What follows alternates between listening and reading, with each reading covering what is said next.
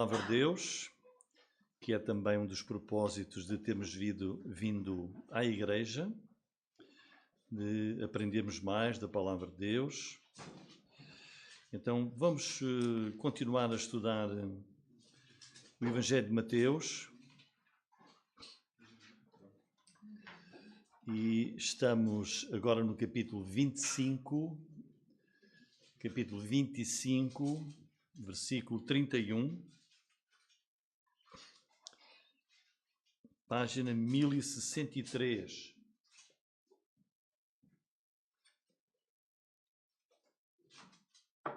E hoje o tema da mensagem é o julgamento das nações. Estamos a estudar este Evangelho versículo a versículo, estamos a continuar e por isso vamos sempre meditar nos assuntos que estão à medida que lemos o Evangelho. E o tema hoje, capítulo 25, versículo 31 a 46, é o julgamento das nações. Capítulos 24 e 25 de Mateus são importantes porque têm o famoso discurso do Monte das Oliveiras. Jesus teve o dia inteiro a ensinar no templo e ao fim do dia sai e desloca-se, vai para o Monte das Oliveiras, em que à frente tem uma vista, tinha uma vista muito grande, muito boa do templo. E nós temos capítulos 24 e 25, este discurso que é um discurso profético.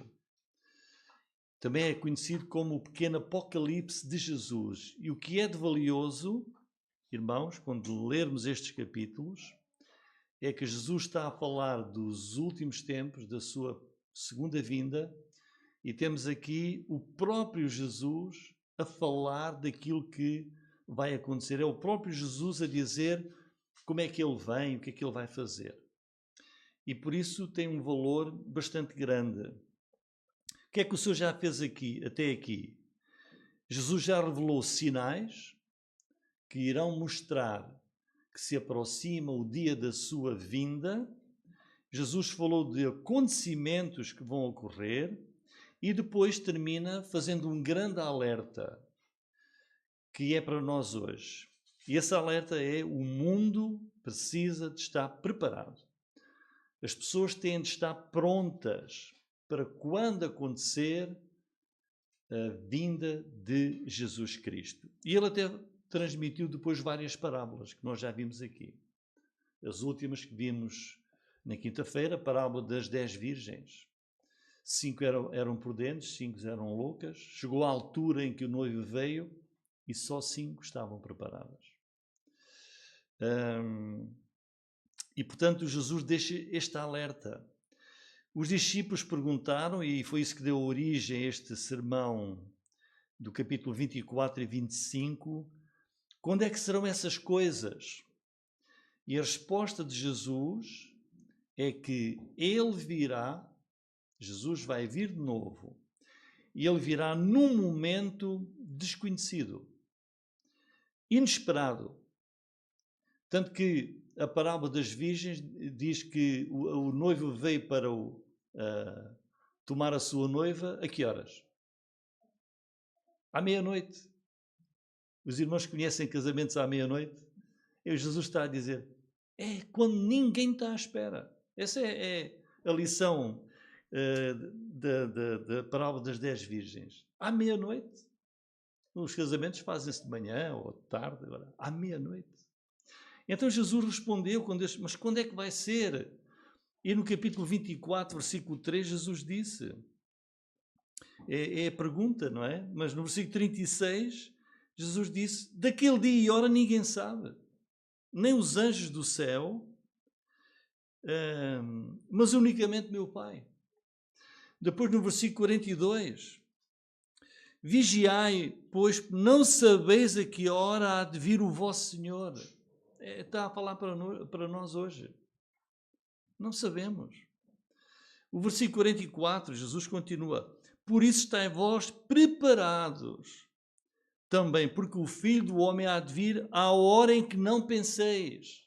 E nós ouvimos e lemos livros vai acontecer isto, assim, vai acontecer desta maneira. E quando Jesus diz, sim, ele deu sinais, mas diz, o dia e a hora ninguém sabe. Versículo 50, virá o Senhor daquele servo num dia em que não espera, à hora em que ele não sabe. É assim.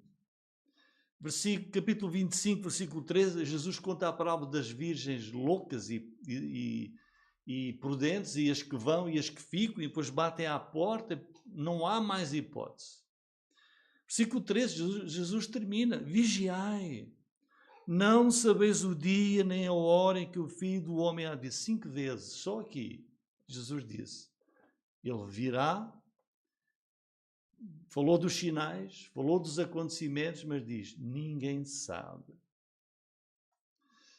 Temos de estar preparados. Ele diz, vigiai. E olhando para o tema 2, versículos 31, nós vamos ler.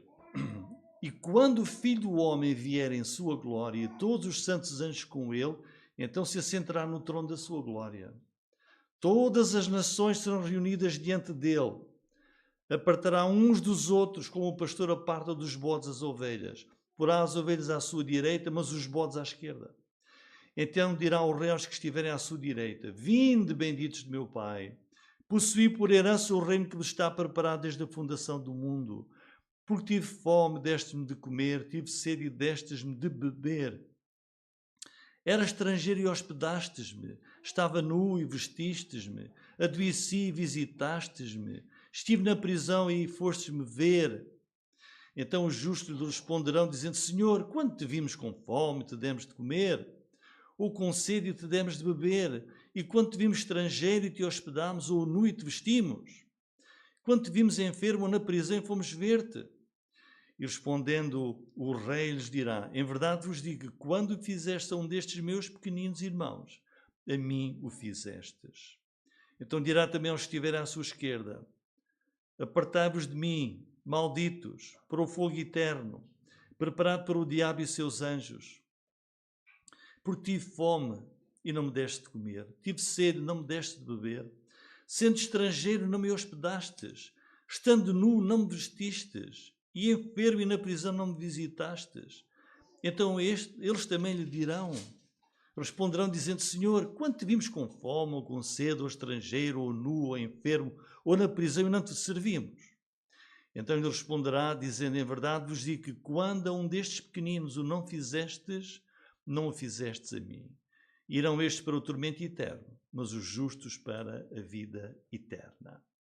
Irmãos, para começar, o que nós vamos ver é algo em que tu vais estar lá. Tu vais estar lá. Eu vou estar aqui. Todo mundo vai estar aqui. Ou uns de um lado ou outros do outro. Isto é aquilo que nos espera. Nós vamos estar neste dia, lá naquele lugar, neste acontecimento. Irmãos, nós vamos começar por recordar as palavras de Números 32, 23. E sabei que o vosso pecado vos há de achar. O que é que isto quer dizer? Podemos abrir a Bíblia de Gênesis até Apocalipse. A Bíblia diz, não há como escapar do pecado. Todo o pecado, meu, o teu, dos bilhões de pessoas que vivem, já viveram e ainda irão viver, todo o pecado será punido por Deus. Todo. E Deus é conhecedor de todos os pecados de todas as pessoas que vivem, já viveram e vão viver no mundo. Sabei que o vosso pecado vos há de achar. Deus coloca-se por isso na posição de um juiz. Deus, a Bíblia mostra, Deus é um juiz que vai executar a punição do pecado. No Salmo 90, versículo 8, as Escrituras dizem, diante de ti, ó de Deus, puseste as nossas iniquidades, os nossos pecados ocultos, que ninguém viu, que ninguém sabe, à luz do teu rosto. Nada escapa à vista de Deus. Eclesiastes 12:14. Deus há de trazer a juízo toda a obra e até tudo o que está encoberto. O texto que nós estamos a ver de Mateus é um julgamento. O julgamento pelo pecado, irmãos, é inevitável. Deus é um Deus justo, Deus é um Deus santo, Deus é um Deus puro, é um Deus de luz, e a justiça dele exige a punição de todo o pecado. Não há dúvida nenhuma nisto. E quanto aos crentes em Jesus? Tu és crente. Como é que vai ser? Os crentes em Jesus têm um privilégio único. Maravilhoso. Jesus pagou. Jesus pagou. Todos nós, se calhar, temos ou já tivemos dívidas. E temos que pagar, não é? Prestações ou como for.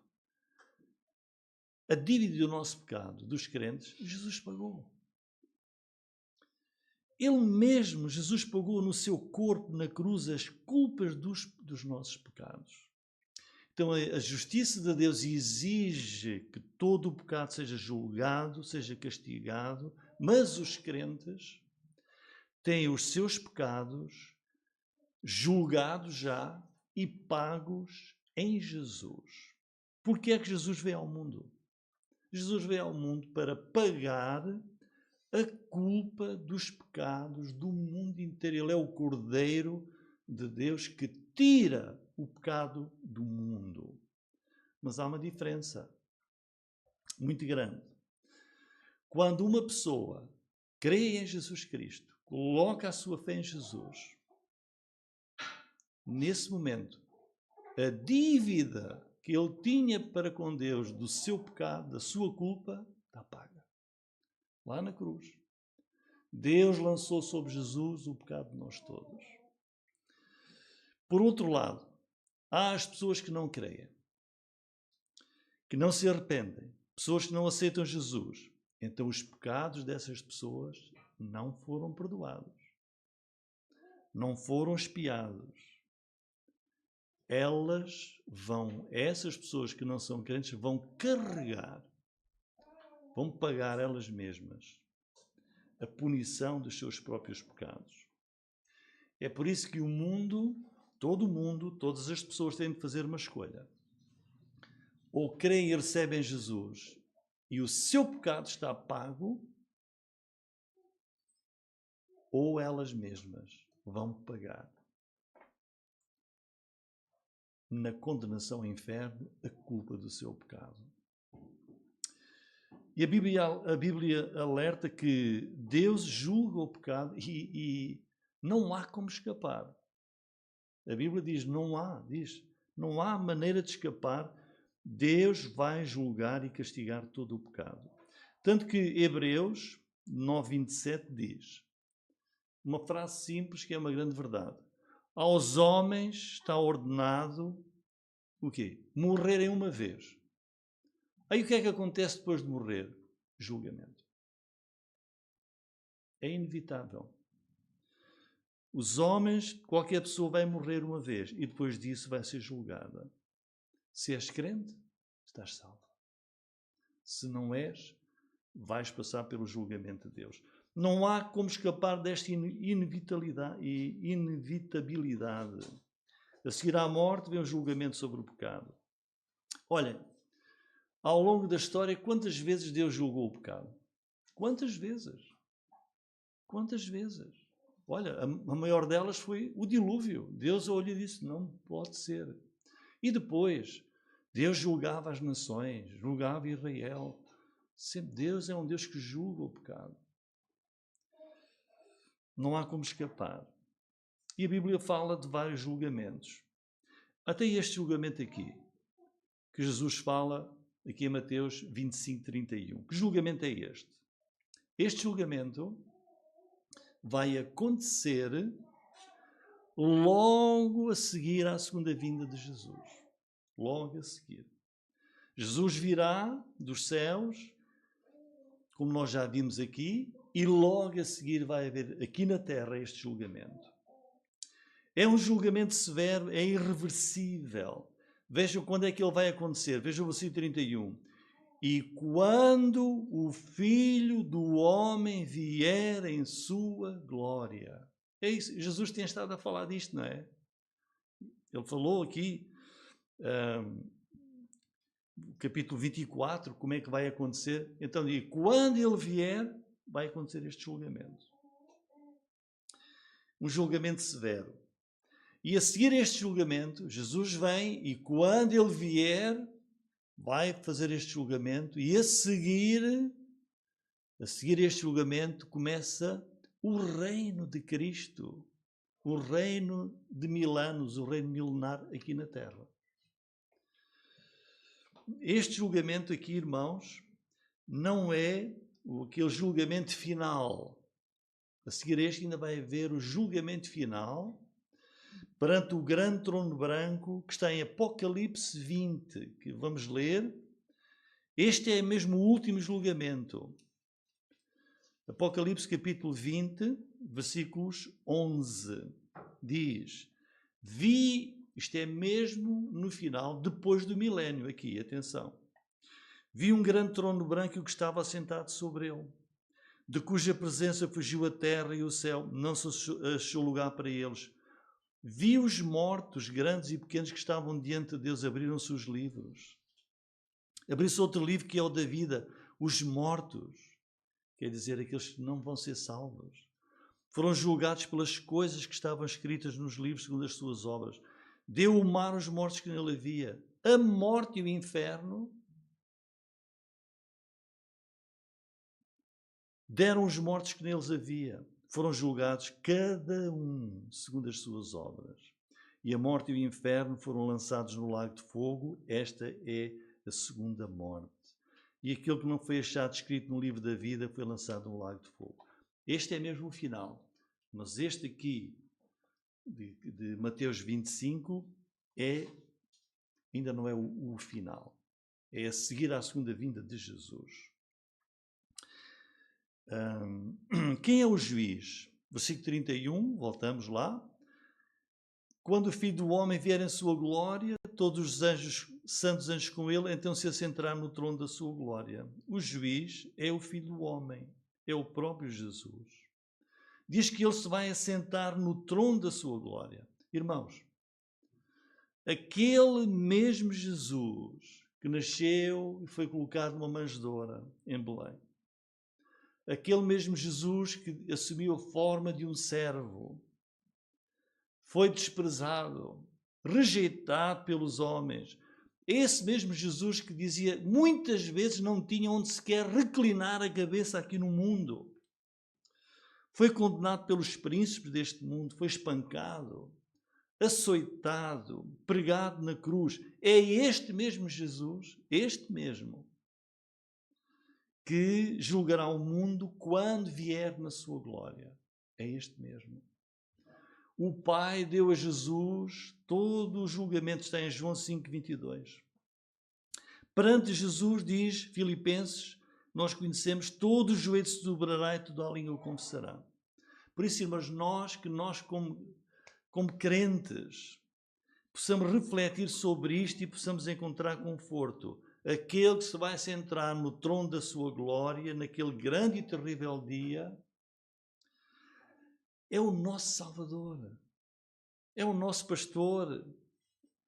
Não há motivo para o crente ter temor. Ele vai sentar-se no trono da sua glória, julgar as nações, mas ele é o nosso pastor, porque nós somos crentes. Não há que ter medo.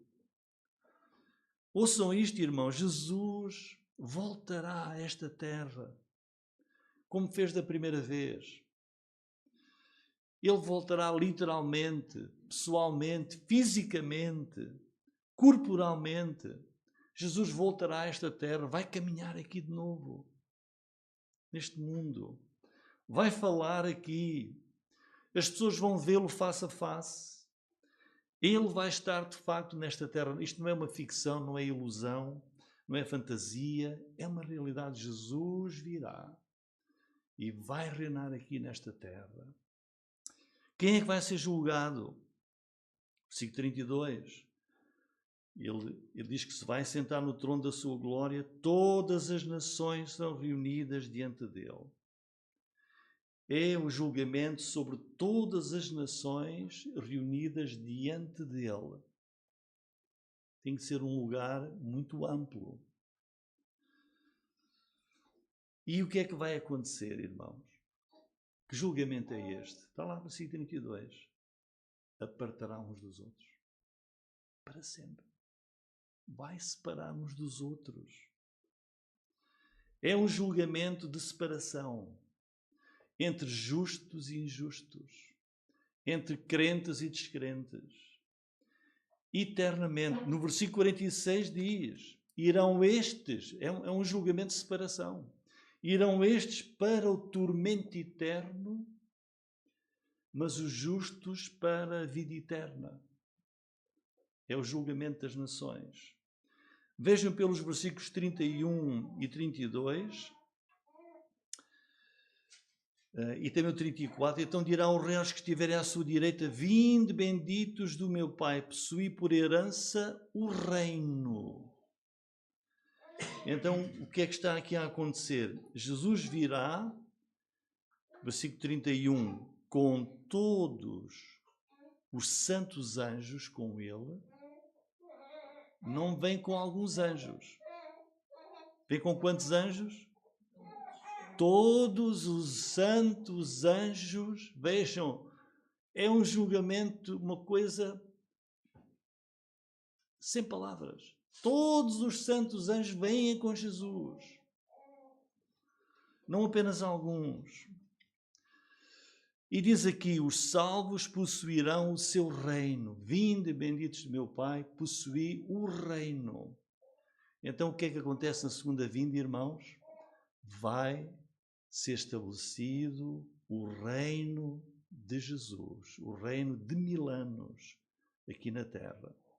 Apocalipse 20, veja, Apocalipse 19 tem o relato da vinda de Jesus e Apocalipse 20 diz o diabo vai ser preso. 1000 anos. E Apocalipse 20, versículos 4 e 6, diz, vi tronos. É o que está aqui a acontecer. Vi tronos, assentaram-se sobre eles. Foi-lhes dado o poder de julgar. Vi as almas daqueles que foram degolados pelo testemunho de Jesus, pela palavra de Deus, que não adoraram a besta nem a sua imagem, não receberam o sinal nas suas testas, nem as suas mãos, e viveram e reinaram com Cristo durante 1000 anos. Versículo 6. Bem-aventurado e santo aquele que tem parte na primeira ressurreição, sobre este não tem poder a segunda morte, mas serão sacerdotes de Deus e de Cristo e reinarão com ele 1000 anos. Portanto, na segunda vinda de Jesus, vai sentar-se no trono, ele vai ser o juiz e vai ser estabelecido o reino milenar de Jesus aqui na Terra. Mas antes que este reino então comece, é preciso determinar quem é que pode entrar no reino de Jesus. E quem é que deve ser posto fora, porque não lhe pertence. E é este julgamento que nós vemos em Mateus 25, 31. Na primeira vinda de Jesus, ele veio em amor, veio como Salvador, veio para redimir, veio para buscar. Mas agora na segunda vinda não. A segunda vinda vem para julgar, para separar e para destinar. Tanto que, segundo aos Tessalonicenses, capítulo 1, versículo 7, o que é que Paulo diz aqui? Segunda, capítulo 1, versículo 7, diz: e a vós que sois atribulados, descanso connosco, quando, olha, vejam aqui, quando se manifestar o Senhor Jesus desde o céu, com os anjos do seu poder. O que é isto? É a segunda vinda de Jesus. O que é que vai acontecer? Olha, com labareda de fogo, tomando vingança dos que não conhecem a Deus, dos que não obedecem ao Evangelho do nosso Senhor Jesus Cristo, os quais por castigo padecerão eterna perdição, longe da face do Senhor, e da glória do seu poder, quando vier para ser glorificado nos seus santos e para se fazer admirável naquele dia em todos os que creem, porquanto o nosso testemunho foi querido entre vós. É este o julgamento que está aqui em Mateus 25. E onde é que vai acontecer este julgamento? Jesus vai reinar aqui 1000 anos. Ele vem para estabelecer o seu reino aqui na terra, 1000 anos. E vai reinar, Jesus vai ser rei em Jerusalém, deste Sião, a cidade onde está o trono de Davi. Já vimos aqui, Zacarias 14:4, diz que Jesus vai descer fisicamente do céu, pousará os seus pés no Monte das Oliveiras. Agora veja o que é que diz o profeta Joel, capítulo 3. Penso que vai aparecer ali, Joel, capítulo 3. Não? Senão eu vou ler, Joel, capítulo 3, versículo, está ali. Olhem. Suscitem-se os gentios e subam ao vale de Jeosafá. Vai ser neste vale. Pois ali me assentarei para julgar todos os gentios em redor. Lançai a foice, porque já está madura a seara. Vinde, descei para o lagar que está cheio. E os vasos dos lagares transbordam, porque a sua malícia é grande. Multidões, multidões no vale da decisão, porque o dia do Senhor está perto no vale da decisão. O sol e a lua se enegrecerão, as estrelas retirarão o seu resplendor. E o Senhor bramará de Sião, e de Jerusalém fará ouvir a sua voz. Os céus e a terra tremerão, mas o Senhor será o refúgio do seu povo e a fortaleza dos filhos de Israel. E vós sabereis que eu sou o Senhor vosso Deus, que habita em Sião, o meu santo monte, e Jerusalém será santa, estranhos não passarão mais por ela. Vai ser ali, naquele vale de Jeosafá, que vai ocorrer este julgamento das nações. Mas agora a pergunta é: quem são estas nações? Que nações são estas que vão estar ali na segunda vinda de Jesus? Irmãos, vou só apresentar o cenário completo. Hoje, 2 de novembro de 2025, agora nós estamos a viver aqui na Terra a era da Igreja. Agora é a era da Igreja. Todas as pessoas que ouvem a palavra de Deus e que creem em Jesus Cristo são feitas filhas de Deus e fazem parte da Igreja. Os crentes em Jesus fazem parte da Igreja. Quando a Igreja, nos planos de Deus, estiver completa, quando a Igreja estiver completa, vai acontecer um grande acontecimento, que é o primeiro acontecimento dos últimos tempos, que é o arrebatamento. Está em 1 Tessalonicenses, capítulo 4, que não vamos ler, que já lemos várias vezes. Todos os crentes, Jesus desce do céu, fica nos ares, os mortos crentes ressuscitam e os crentes que estiverem vivos são transformados e todos são levados nos ares a encontrarem-se com Jesus e o Senhor leva-nos para o céu. Na terra inicia a tribulação. Os acontecimentos que Jesus aqui descreveu, que nós já vimos. Bilhões de pessoas ficam na terra. Neste momento, acho que vivem no mundo 8 bilhões de pessoas, qualquer coisa assim. 8 bilhões. Vamos supor que 2 bilhões são crentes. São arrebatados. Ficam quantos? 6 bilhões. Ficam muito bilhão de pessoas no mundo. Muitos. Muçulmanos ficam. Todas aquelas religiões orientais, hindus e tudo isso ficam. Ateus ficam. Só não ficam, os que foram arrebatados são os crentes em Jesus. Mas bilhões de pessoas ficam no mundo. E a seguir ao arrebatamento, vai começar a tribulação. 7 anos. São os últimos 7 anos da história da humanidade. E durante essa tribulação, que é o pior tempo da história do mundo, Apocalipse 7 fala das 144 mil testemunhas, servos de Jesus, que vão levar o Evangelho. Apocalipse 11, 2 testemunhas. Apocalipse 11, 3, vão proclamar a mensagem ao mundo do Evangelho. Apocalipse capítulo 14, versículo 6, um anjo vai pregar o Evangelho eterno por todo o mundo. E o resultado é que durante os 7 anos da tribulação e da grande tribulação, que é o pior período, há um número imenso de pessoas que ouvem o Evangelho, que continua a ser pregado, e que se vão converter, vão crer. Vão responder ao Evangelho. Judeus, gentios, muitos que ficaram, que não foram arrebatados, vão ouvir o Evangelho e muitos vão crer. Mas esses novos crentes em Jesus, nesse tempo, vão ser perseguidos pelo Anticristo. Muitos vão morrer às mãos dele, mas muitos vão sobreviver e vão estar vivos. Muitos crentes vão estar vivos na segunda vinda de Jesus. E também muitos descrentes que não se converteram nesse tempo também vão estar vivos. E assim, no final, na segunda vinda de Jesus, vai haver sobreviventes na terra. Quando Jesus vier, vai haver muitos sobreviventes, muitas pessoas vivas. Umas são salvas, outras não são salvas, em todo o mundo, multidões inteiras. E estes que ficaram vivos são estas nações, são estas. Estes que ficaram vivos na segunda vinda de Jesus, quando ele vem, são estas nações, estes povos que vão enfrentar Jesus neste julgamento de Mateus 25.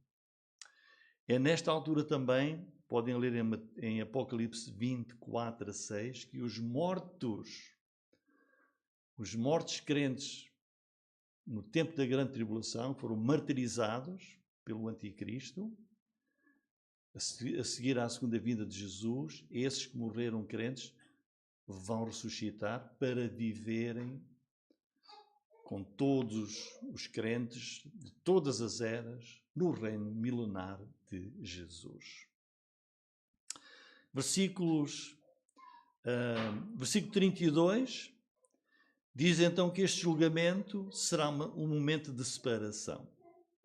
Jesus vai separar todas estas nações vivas na sua segunda vinda, vai separá-los apenas em 2 classes, ovelhas e bodes.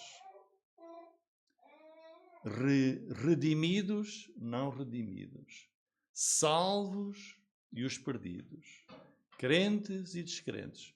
Todas as nações em frente de Jesus, assentado no seu trono, e diz, versículo 32, apartará uns dos outros, como o pastor aparta dos bodes as ovelhas. Versículo 33 e 34, como é que vai ser esse processo? Porá as ovelhas à sua direita, mas os bodes à esquerda. Vai separar e diz, bodes para a esquerda, ovelhas para a direita. A mão direita, sabemos, é sinal de bênção, de honra, de vida.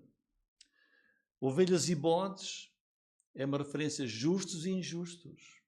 Cristo vai julgar os injustos, os bodes, lançando-os no inferno. Versículo 46 diz, estes irão para o tormento eterno. Mas os justos, as ovelhas, viverão durante o reino de 1000 anos.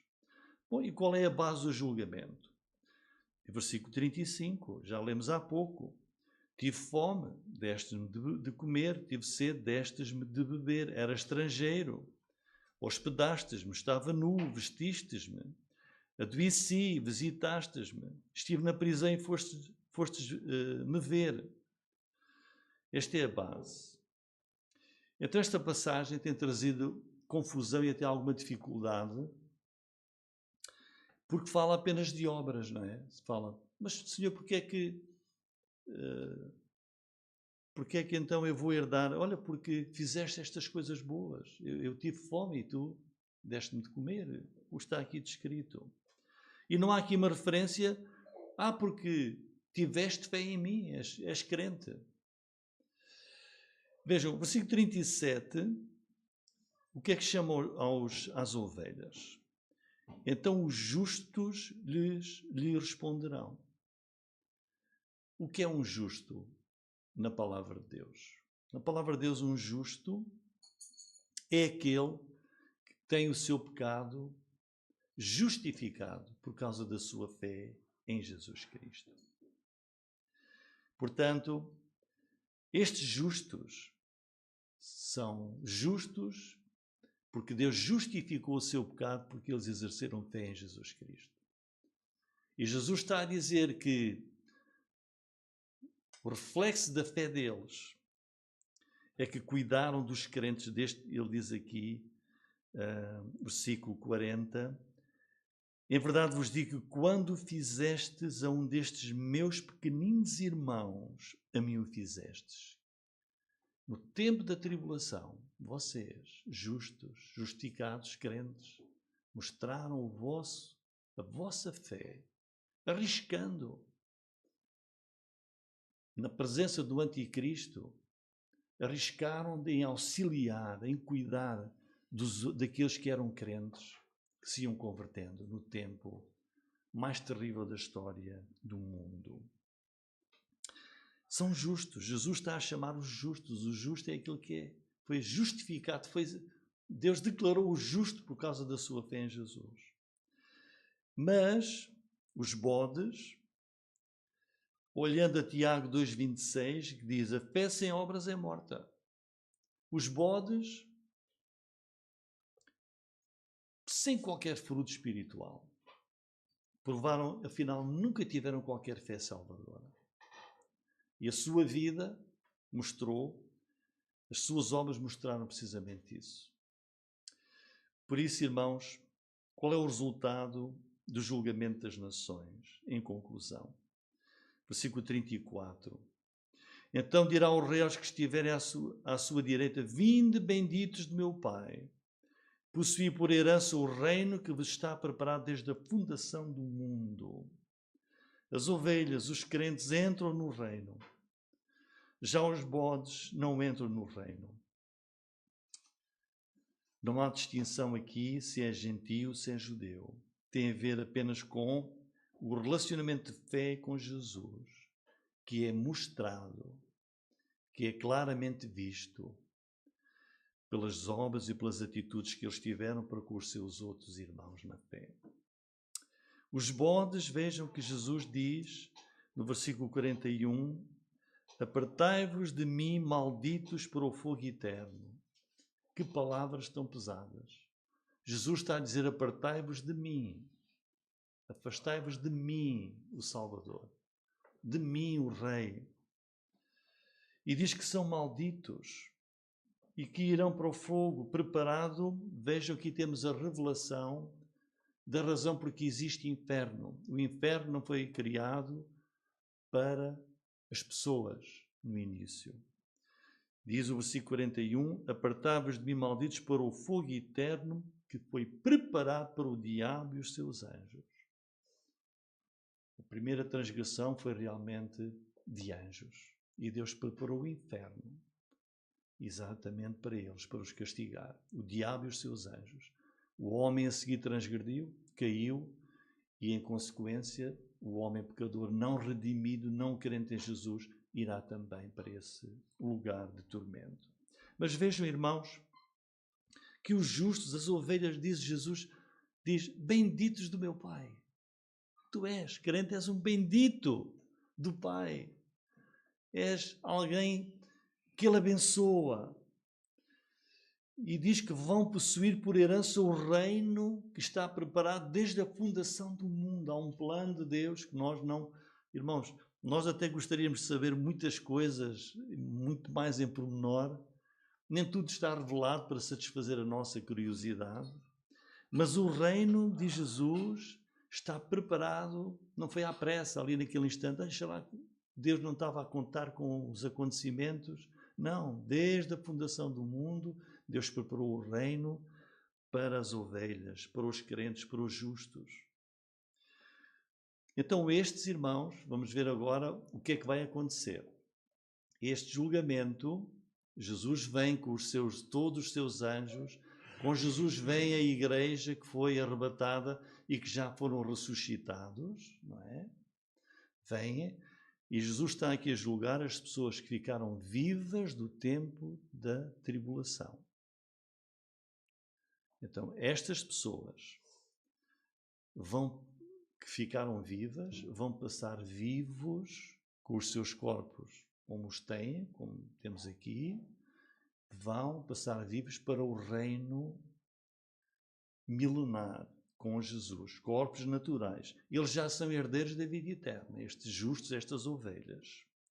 E porque estão vivos, passam, vão viver o reino milenar com os outros crentes que já foram ressuscitados no arrebatamento, não é? Mas estes vivos, que ficaram vivos, vão naturalmente ter filhos, os seus filhos vão ter filhos e vão no reino de 1000 anos repovoar novamente a terra. É por isso que já tivemos esse estudo aqui também, que no final do milénio o diabo vai ser solto e o que é que ele vai fazer? Enganar as nações. Impressionante, não é? Como é que num reino de Cristo, 1000 anos, os corações das pessoas, não é? Porque estes crentes que passam vivos aqui, que vão herdar o reino, que sobreviveram à tribulação, são pecadores na mesma. E no final do milénio, o diabo ainda vai conseguir enganar. Podem ler lá em Apocalipse capítulo 20. E depois, então, o diabo vai ser finalmente, no final do milénio, ele e as nações vão ser destruídos e lançados no lago de fogo e enxofre. Então, irmãos, esta é a escolha de cada alma. Assim vai ser a eternidade. 2 lugares. E toda a pessoa que vive na face da terra ou vai estar no lugar dos salvos ou dos perdidos. Onde é que tu vais estar? Será que vais ouvir de Jesus: vem bendito de meu Pai, possui por herança o reino que te está preparado desde a fundação do mundo? Jesus quer levar todos para este reino. E por isso a oportunidade do Evangelho, a oportunidade da pregação. Para este reino que vai durar eternamente. Que cada pessoa possa crer em Jesus, entregar a sua vida a Ele, para que possa herdar esta vida eterna com o Senhor. Amém. Amém, irmãos?